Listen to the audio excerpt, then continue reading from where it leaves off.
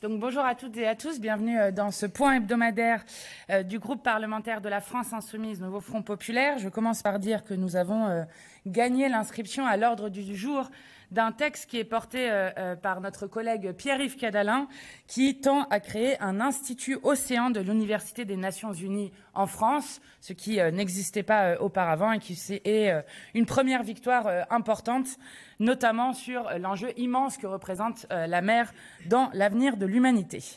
Je continue par dire qu'évidemment, nous sommes très inquiets du nouvel ordre international qui est en train de se montrer devant nos yeux, évidemment avec le sujet de la guerre en Ukraine, avec d'ores et déjà 1 million de morts et de blessés et 3 ans de conflit qui durent, avec des pourparlers pour la paix qui se tiennent en ce moment même sans la présence des Européens, et la crainte de voir une paix non durable qui soit imposée à l'Ukraine, notamment en échange de donner son sous-sol aux multinationales états-uniennes. Nous redisons que nous voulons, nous, des garanties de sécurité mutuelle, la protection des réacteurs nucléaires dont nous n'avons eu de cesse de dire que immédiatement il fallait que des forces de l'ONU puissent s'interposer et faire en sorte de protéger ces réacteurs nucléaires pour éviter une catastrophe dans la catastrophe, et le vote des régions concernées, notamment je pense évidemment au Donbass et à la Crimée.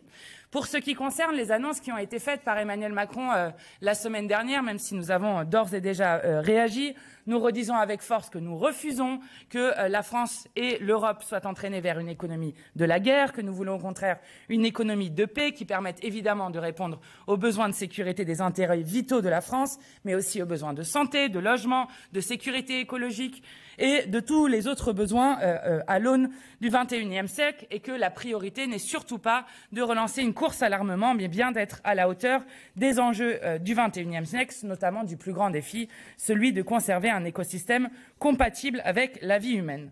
Je continue avec notre inquiétude qui continue sur ce qui se passe au Proche-Orient, évidemment à Gaza, où vous avez vu maintenant l'électricité est coupée à Gaza.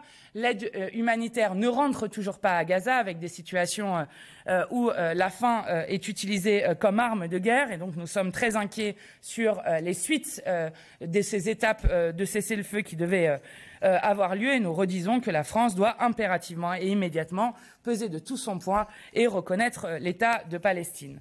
Nous sommes inquiets aussi, puisque je parle du Proche-Orient, du massacre que nous voyons en Syrie, avec depuis le 6 mars 1500 morts au total, dont plus de 1000 civils alaouites et chrétiens, avec des scènes d'horreur, d'exécution de masse, des populations terrorisées pendant plusieurs jours, des coupures d'eau et d'électricité. Et à la suite de l'appel de l'ONU, nous appelons aux besoins urgents de processus de justice transitionnelle, et sommes inquiets de ce qui va se passer. Nous redisons que plus que jamais, la France doit avoir une voix non alignée au service de la paix. Je continue avec ce qui a fait les grandes mobilisations de la semaine dernière, c'est-à-dire des mobilisations en nombre en fin de semaine pour le 8 mars, pour la Journée internationale de lutte pour les droits des femmes, qui en plus avait une résonance particulière pour nous cette année, puisque, je le rappelle, il y a 1 an exactement, la France parlait au monde en garantissant le droit à l'IVG dans la Constitution, devenant ainsi le premier pays au monde à inscrire les droits des femmes à disposer de leur corps dans la norme suprême. Nous sommes fiers d'avoir participé fortement avec le groupe parlementaire partout dans le pays à ces mobilisations, qui étaient des mobilisations populaires extrêmement fortes. Je rappelle que, par exemple, en 2020, il y avait 60 000 personnes annoncées par les organisatrices à Paris, et que, pour juste Paris, il y avait cette année, en 2025, 120 000 personnes qui défilaient, notamment à la fois, évidemment, pour revendiquer des droits, mais aussi contre l'extrême droite qui, partout dans le monde et aux États-Unis en premier lieu, ne cesse d'attaquer les droits des femmes, ne cesse d'attaquer les droits des minorités de genre, et donc rappeler que l'extrême droite est à contresens de l'histoire sur les droits des femmes, et que nous continuerons de toutes nos forces à nous battre pour continuer à obtenir et à garantir ces droits pour l'ensemble des femmes du pays, mais aussi du monde. Et cela vient avec ce qui se passe dans le pays, et je terminerai par ça parce que nous avons plusieurs autres sujets à vous présenter. Mais quand nous voyons partout dans le monde et des attaques qui se passent contre les droits des femmes, je parlais notamment.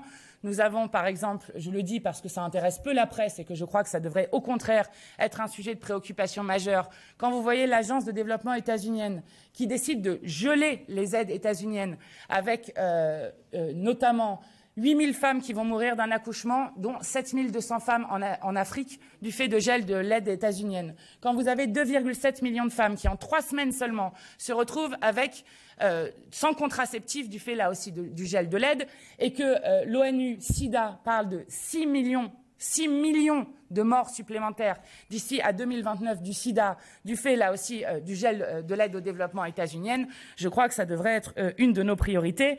Et la France n'est pas épargnée par cette offensive d'extrême droite. Nous avons eu de nouvelles attaques de groupuscules d'extrême droite dans notre pays. Vous avez votre confrère Jean-Michel Apathy qui a été sanctionné d'une chaîne juste pour avoir rappelé des faits historiques, avérés et relatés par des historiens éminents sur les crimes coloniaux de la France en Algérie et qui pour cela se fait sanctionner. Je rappelle que cette même radio, par exemple, salariée Zemmour sans qu'il n'y ait aucun problème. Je rappelle que sur d'autres chaînes, il y a par exemple Barbara Lefebvre qui appelait juste à une apologie de crime contre l'humanité en appelant à vider la bande de Gaza.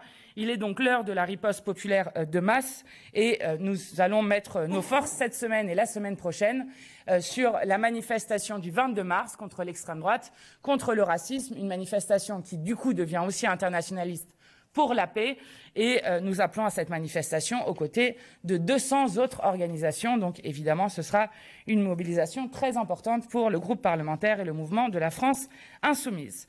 Je vais laisser Hugo Bernalicis et Antoine Léaumont pour l'actualité parlementaire. Je te laisse sur le logiciel. Bien. Bonjour à toutes et à tous. Alors on fait un petit point sur la proposition de loi dite narcotrafic, que la France ne tombe pas dans le piège du narcotrafic pour être précis, qui a été examinée en commission, pour lesquelles nous avons obtenu un certain nombre de victoires par rapport au texte qui revenait du Sénat, qui prévoyait notamment sur les questions de surveillance, par exemple, de pouvoir décrypter les conversations chiffrées sur les messageries cryptées. Bon, au-delà de l'impossibilité technique, je veux dire, la volonté de faire ça a été mise en échec en commission des lois et ça a été supprimé.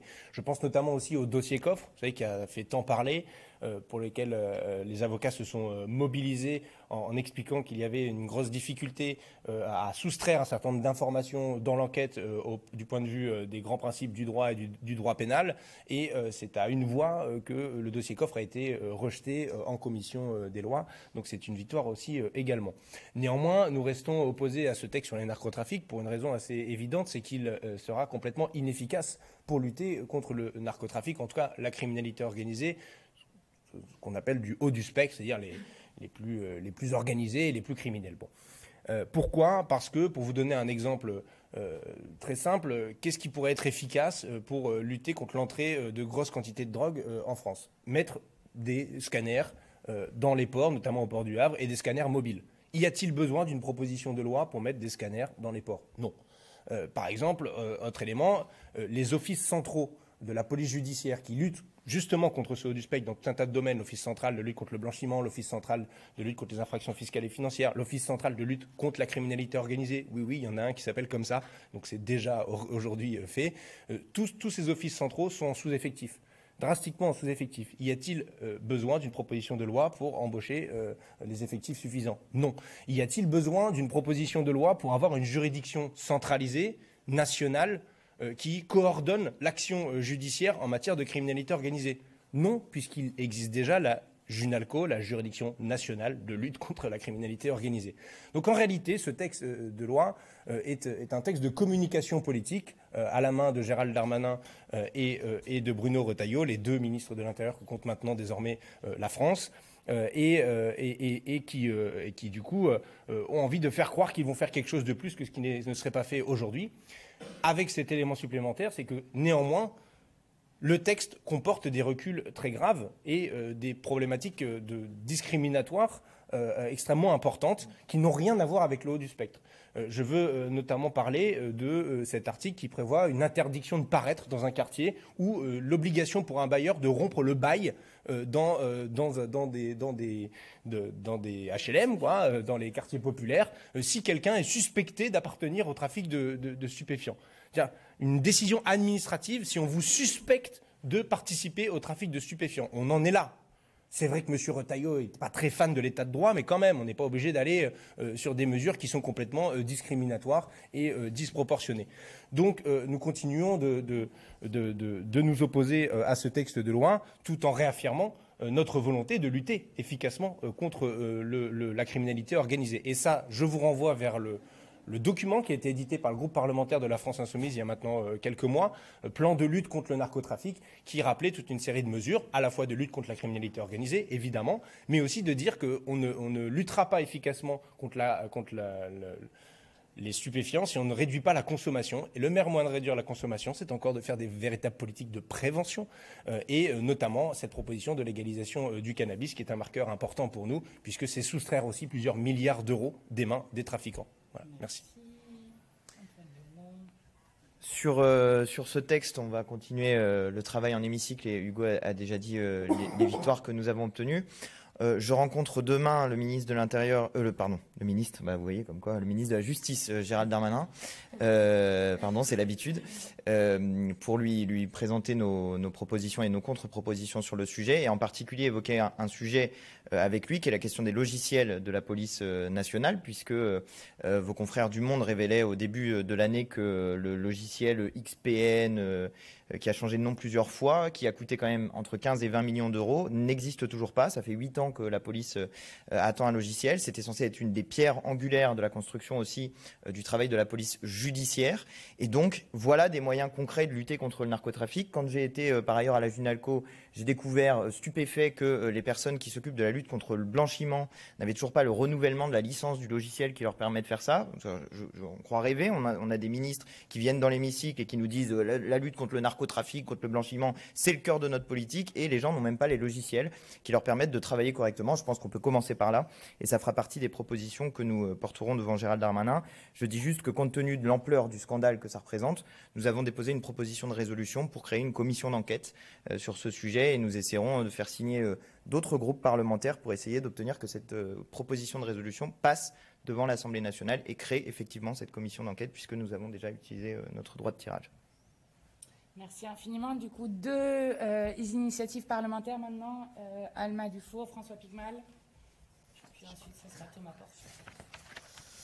Bonjour à toutes et tous. C'est l'histoire de Natacha et Uriel qui sont petits commerçants dans une épicerie à Toulouse et qui un jour voient arriver la franchise Carrefour pour s'installer en face dans un ancien magasin de mobilier.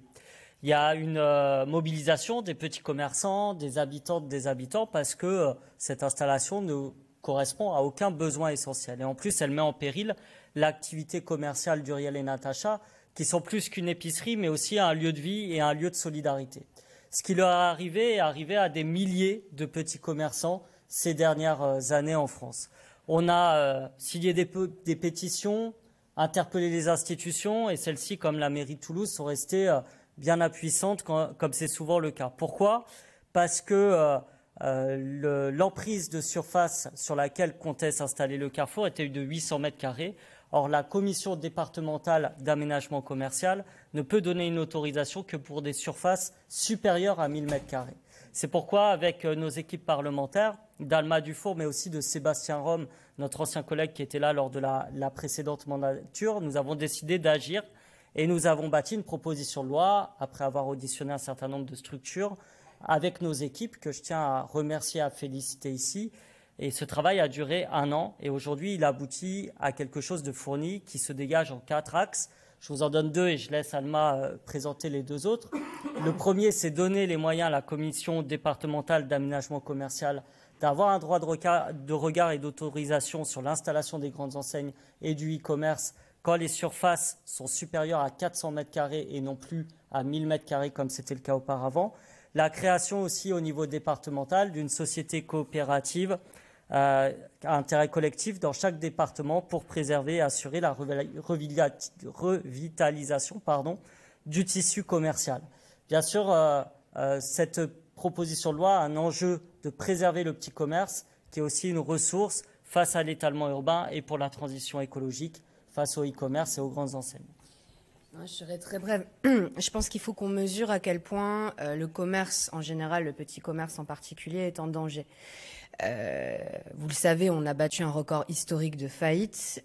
Concernant le commerce de gros, c'est plus 30% là, de faillites entre 2023 et 2024. Ça fait des années qu'on alerte. Moi, avant d'être députée, je travaillais aux Amis de la Terre sur la question du e-commerce et d'Amazon. Ça fait des années qu'on alerte sur le fait qu'il y a un bouleversement dans le commerce qui va entraîner la destruction en solde net de plusieurs centaines de milliers d'emplois et que ce qu'on a connu avec la désindustrialisation des années 80, on va le connaître de nouveau concernant le commerce et on le voit, vous entendez tous les jours des nouvelles faillites, notamment dans le secteur du textile. Voilà, vous savez Pinky, vous savez que Gap a fermé ses magasins, vous savez qu'en fait, on est sur un processus qui ressemble beaucoup à ce qui s'est passé aux États-Unis, ce qui s'est passé au Royaume-Uni. Je vous donne un chiffre, il y a 2 ans, on avait déjà perdu 85 000 emplois seulement du fait de l'expansion des géants du e-commerce. Mais ce n'est pas le seul problème. Les commerces sont également, comme tu le dis, des fois menacés par des commerces plus gros qui s'installent un peu en dépit, en jouant de la loi, mais aussi par un univers économique qui est de plus en plus délétère, et notamment des loyers commerciaux qui continuent à augmenter avec l'inflation, alors que le pouvoir d'achat des Françaises et des Français est en berne et que justement ça les pousse à consommer de moins en moins dans les petits commerces. Donc on a quelque chose de complètement contracyclique et si nous n'agissons pas, on est au-devant d'une catastrophe. J'ai encore reçu hier un message d'une boulangère de ma circonscription qui me disait qu'elle n'arrive pas à se payer. Ça fait maintenant 3 ans qu'elle ne peut pas se payer et qu'elle est à 2 doigts de mettre la clé sur la porte et c'est vraiment pas la seule. C'est partout. Donc il faut qu'on agisse. On a une loi complète. Donc tu as parlé des autorisations commerciales. On va encadrer drastiquement les entrepôts de e-commerce qui sont complètement en dehors de la législation commerciale. Ce sont des entrepôts destinés à faire du commerce, mais ils ne sont pas concernés par les autorisations d'exploitation commerciale.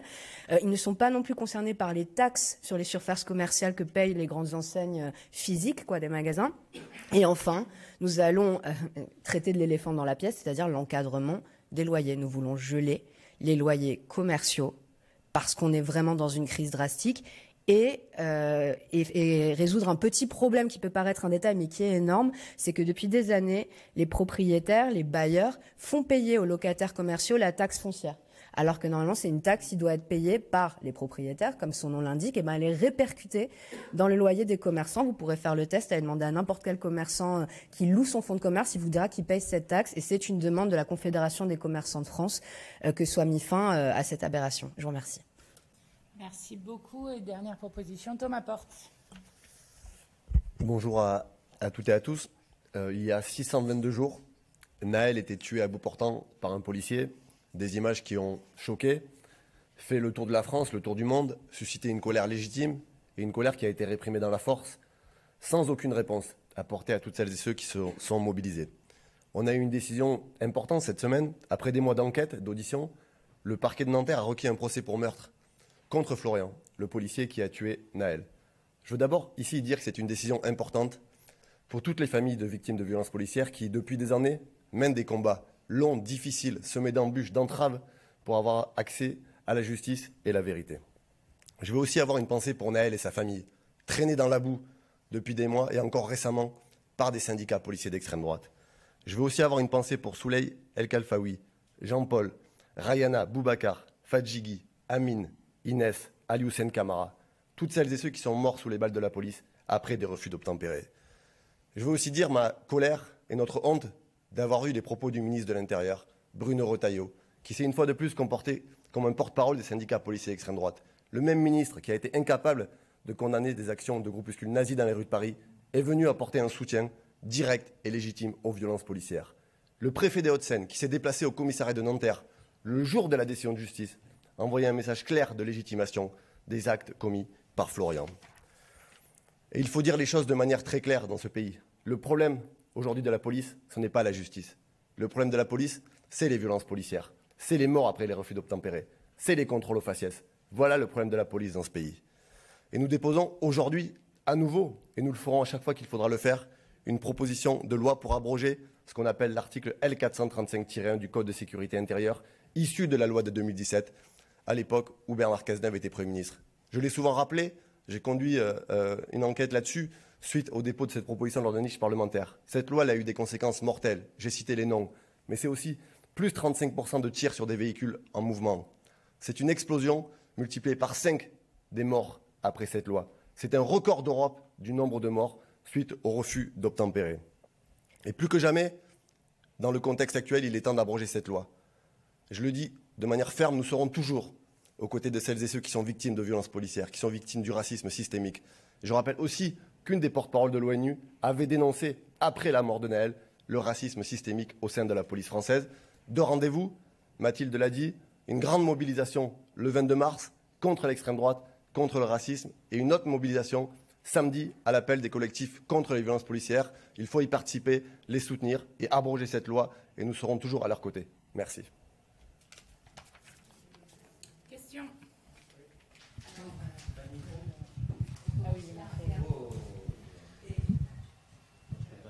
Merci.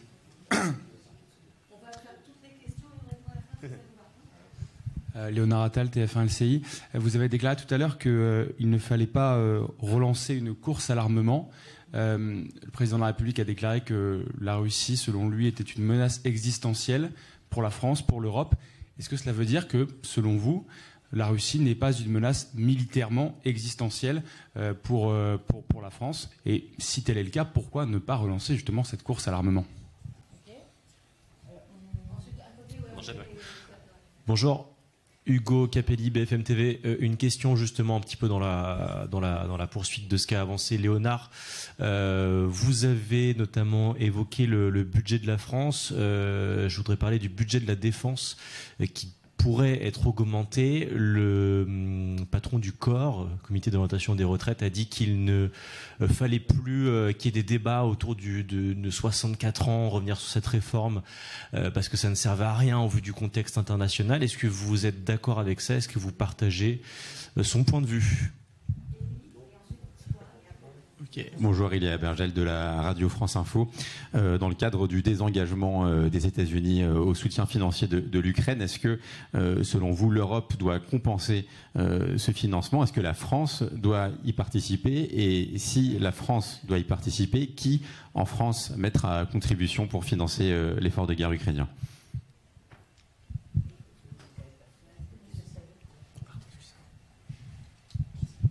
Oui, bonjour, Gabriel Bourovitch pour l'agence France Presse.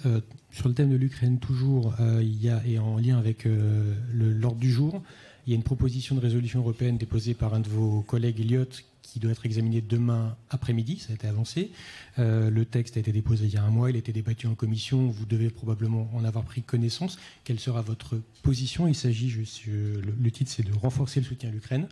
Et j'en profite parce que, petite question à tiroir, votre position sur la proposition de loi Paris-Lyon-Marseille qui arrive en commission demain. Très bien. Bastien Lachaud.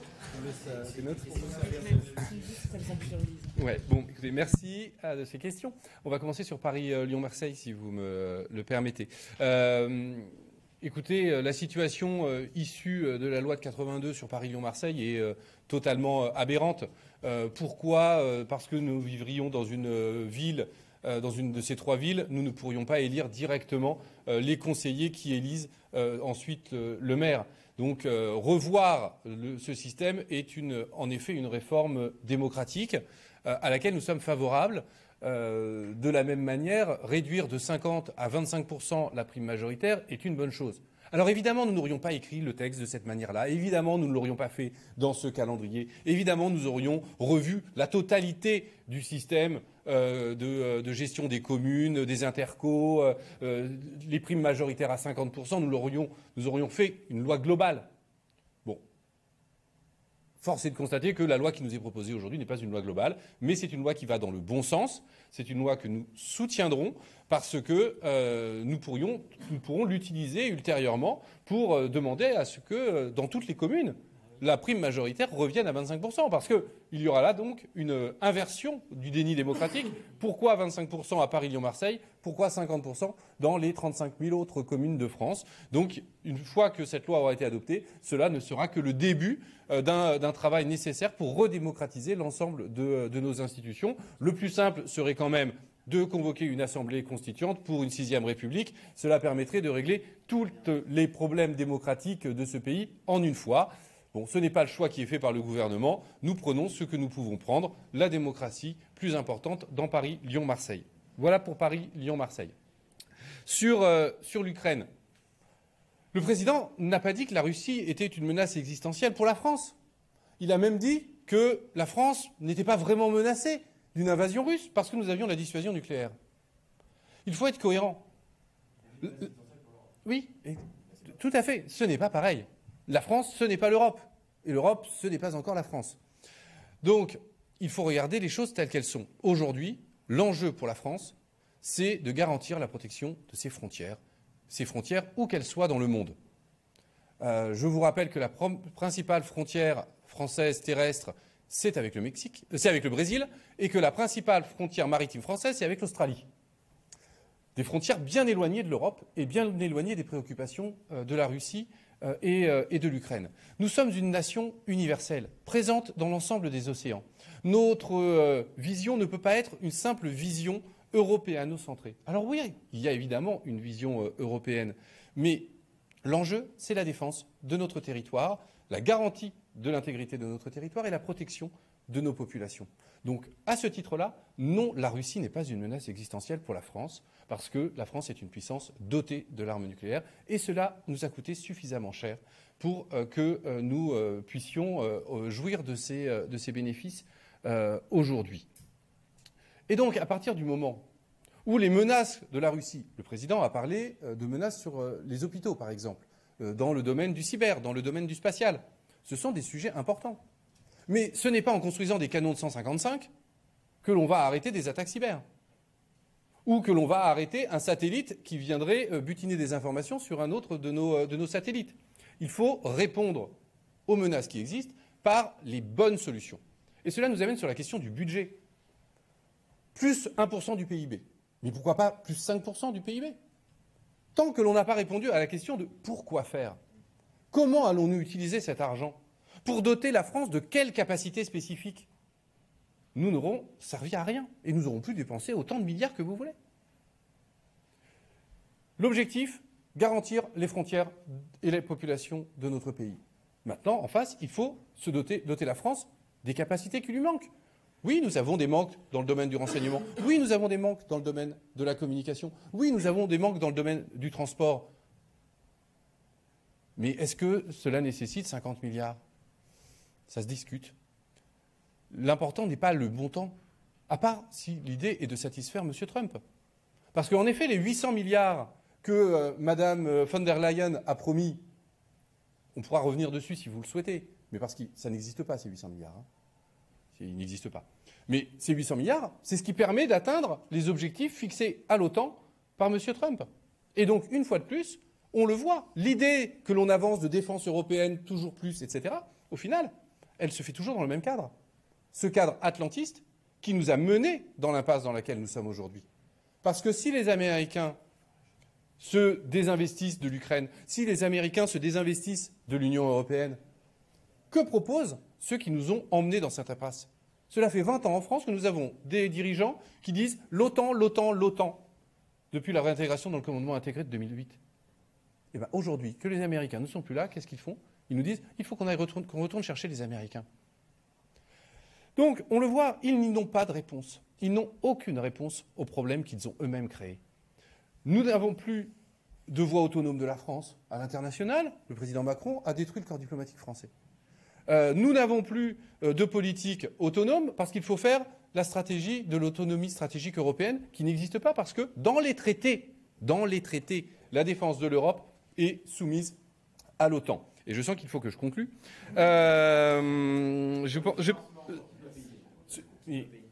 L'essentiel de l'aide américaine à l'Ukraine n'était pas tant financière que matérielle. Aujourd'hui, nous n'avons dans aucun pays européen, n'a les stocks de matériel pour fournir du matériel directement à l'Ukraine. Donc déjà, ça, c'est quelque chose que nous ne pouvons pas remplacer. Le renseignement militaire que les États-Unis fournissaient à l'Ukraine, c'est quelque chose que nous ne pouvons pas remplacer parce que nous ne l'avons pas. Et nous n'avons pas cette capacité de renseignement qu'ont les Américains. Donc l'aide américaine à l'Ukraine, elle n'est pas remplaçable. Voilà, c'est tout. L'Europe ne s'est pas doté des moyens de pouvoir remplacer l'aide américaine si celle-ci ne vient pas. Donc la question de qui doit payer ne s'applique quasiment pas. Sur la PPRE, écoutez, nous avons proposé des amendements de réécriture parce que cette PPRE va au-delà d'apporter de l'aide, de dire le renforcement de l'aide à l'Ukraine. Elle prévoit des troupes au sol, elle prévoit, on ne sait pas dans quelles conditions, elle accuse la Chine de... Elle intègre la question de la Chine dans le problème ukrainien. Bref, elle va bien au-delà de ce dont les Ukrainiens ont besoin aujourd'hui. Donc nous avons proposé des amendements de réécriture et nous verrons en fonction du sort de ces amendements quelle sera notre position sur le vote. Nous verrons selon les amendements, c'est ce qu'on vient de vous dire. Dernière chose, juste sur ce qui était posé tout à l'heure, sur ce que disait le corps sur 64 ans. Et je vois bien que ici et là, des macronistes expliquent que puisqu'il y a une situation dramatique pour l'Ukraine qui risque de se voir imposer une paix au prix notamment de ces minerais, que du coup, l'abrogation de la retraite à 64 ans ne serait plus à l'ordre du jour. Nous ne sommes pas du tout d'accord avec cela. Et c'est exactement ce que je pointais tout à l'heure en disant que nous refusons une économie de guerre qui n'est là que pour fabriquer plus d'armes, pour vendre plus d'armes, dont souvent d'ailleurs nous les achetons aux États-Unis. Donc il faut aussi penser ce que ça veut dire derrière quand on voit que plus de 50% des dépenses militaires sont des dépenses d'achat directement de matériel états-unien. Et avec nous, ce que nous voulons, c'est-à-dire une économie autour des besoins, une économie de paix qui réponde aux besoins. Donc pourquoi faire, dont parlait Bastien Lachaud à l'instant, et nous ne serons jamais d'accord pour qu'on fasse comme ça a été fait par exemple au Danemark, où au prétexte de la guerre, on a imposé la retraite à 70 ans. Nous ne sommes pas d'accord avec cela. Et si ils veulent, il y a des besoins à financer sur la question de la sécurité, il y a aussi des besoins à financer sur la question de l'hôpital public, sur la question de l'éducation nationale qui est à terre, sur la question du logement. Et donc, pour cela, il y a une condition, ça s'appelle le partage des richesses. Et ça commence par faire contribuer les plus riches de ce pays. Nous aurons l'occasion de reparler de l'Ukraine puisque jeudi, nous serons au ministère comme l'ensemble des groupes parlementaires. Et je vous prie de nous excuser puisque nous avons la réunion du groupe parlementaire. Merci à vous.